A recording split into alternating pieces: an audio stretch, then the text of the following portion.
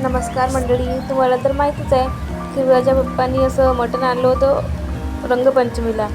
तर त्यांनीच भाजी बनवली होती, कारण मी वगैरे बनवत नाही भाजी मटणची चिकनची, तेच बनवत असतात.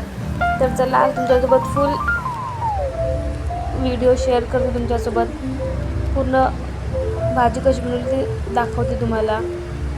तुम्ही बघू शकता, पातेलं घेतलं, त्यामध्ये तेल टाकलं, जिरं कांदा टाकून छान असं परतून घेतलं. कांदा गोल्डन ब्राऊन होतपर्यंत परतून घेतला. त्यानंतर मटण टाकलं. मटण त्यांनी असं तेलामध्ये शिजू दिलं, कारण मटण फार लवकर शिजत नाही ना, आणि असं तेलामध्ये टाकलं तर ते लवकर शिजून जातं. त्यानंतर छान त्याला असं शिजू दिलं, त्याला मस्त असं तेल सुटलं होतं.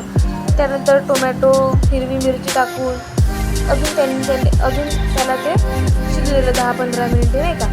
त्यानंतर मसाले टाकले, तिखट, मीठ, हळद, धने पावडर, जिरा पावडर, सुहाणाचा मसाला टाकला, ग्रेव्ही मिक्स.